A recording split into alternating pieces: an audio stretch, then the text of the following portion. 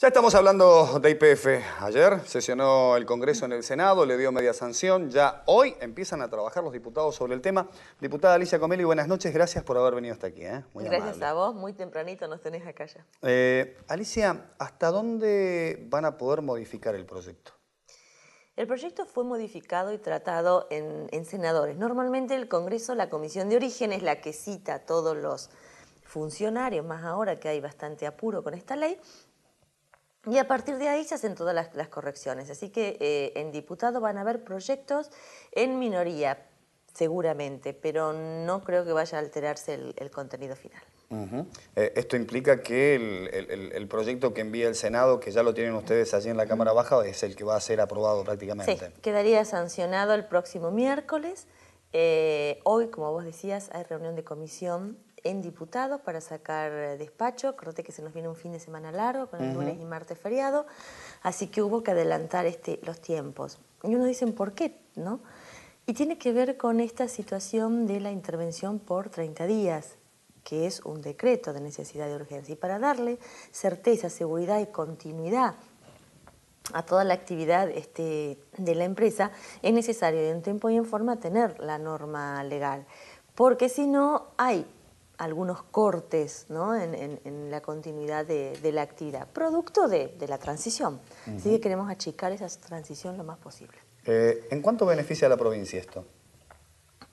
Bueno, la Parece provincia... una pregunta hecha, pero quizás en la visión de varias personas puede ser hasta diferente. No, la provincia se ve beneficiada porque tiene un alto porcentaje de la torta de las reservas probadas y a probarse hidrocarburíferas. En ese sentido, lo que hace falta son capitales, ¿no? Y ya viene trabajando el gobierno de la provincia de Neuquén, el ministro Coco, en el detectar capitales fuera del internacionales para invertir. Ahora, que ya es un hecho, vamos a tener una participación en el directorio. Digo, es un hecho porque si bien se reparten 3 de los 16 cargos del directorio de YPF entre todas las provincias petroleras, Neuquén es, digamos, el buque insignia en estas provincias petroleras. Así que, bueno, eso nos permite tener una mayor participación en las decisiones. Y hoy las decisiones pasan por cuáles son las mejores asociaciones que se puede tener en materia, qué sé yo, con ExxonMobil, que es la primera petrolera mundial, o dónde y en qué condiciones buscar los recursos para las inversiones necesarias, que son muchas. Sí, doctora, ¿se han comunicado los presidentes del bloque? ¿Han dialogado con el proyecto? ¿Han estado conversando? Sí, sí. Nosotros, desde el mismo día que se anunció, te puedes imaginar que circularon muchísimas hasta circuló un proyecto de ley que nunca se presentó en un momento. realidad no se presentó ese proyecto, pero se trabajó, estaba dividido en 2 partes aquel proyecto.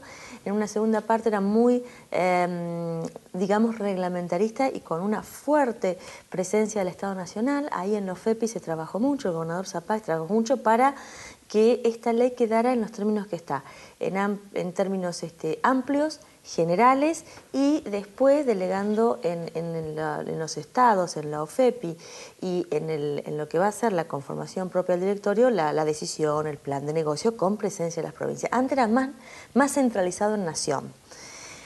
Y en ese sentido los jefes de bloque hablamos, y tanto hablamos que, por ejemplo, en el caso nuestro, tanto con los diputados de Tierra del Fuego y Salta, coordinamos un accionar conjunto que devino después en la conformación de un interbloque, que hoy estamos al nivel del FAP, por ejemplo, en cuanto a la cantidad. Tener 6, 8 legisladores nos permite tener una postura propia. ¿Y qué ocurre con el macrismo? ¿Han podido dialogar?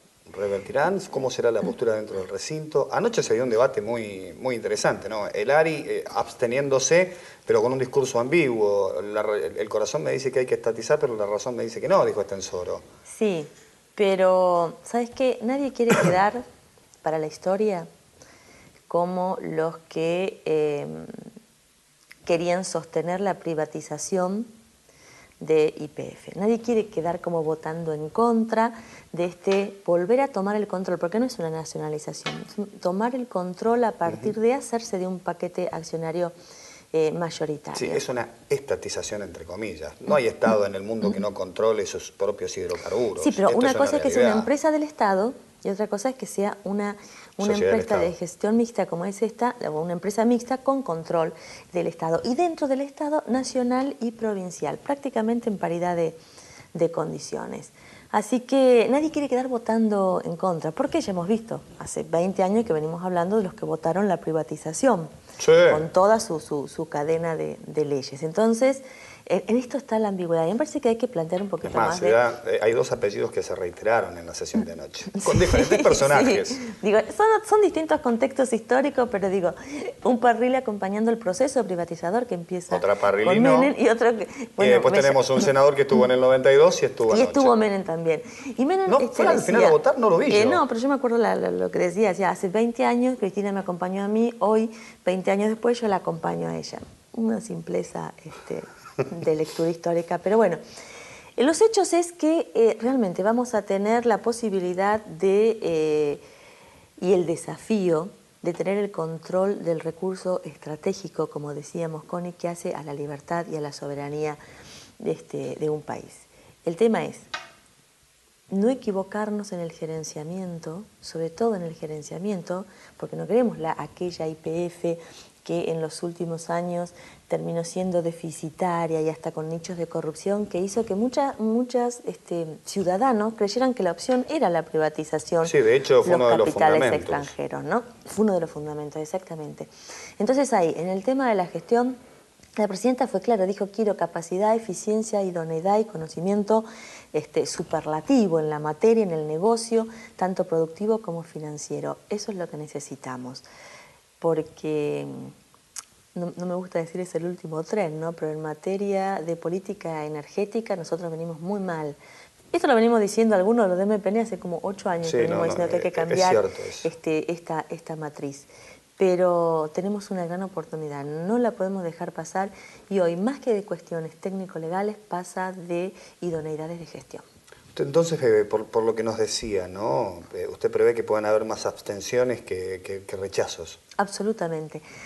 Salvo algunas posturas muy radicalizadas por ahí en el PRO, pero ya el mismo Macri, ¿no? Dijo Sí, que... cambió el discurso, totalmente. Porque no quieren quedar para la historia, como aquellos que votaron en contra de la YPF Argentina. Más que YPF nacional, hablemos de YPF Argentina.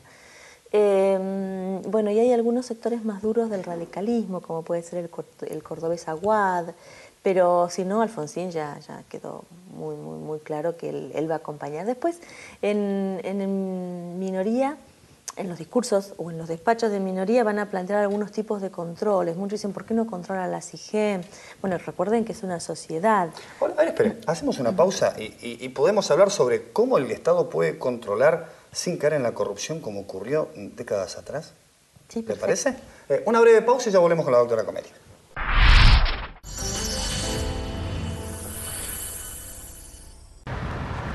Vos también decile sí a una ciudad limpia, ordenada y segura. Decile sí a la Ordenanza 1593, que prohíbe el lavado y cuidado de vehículos en la vía pública.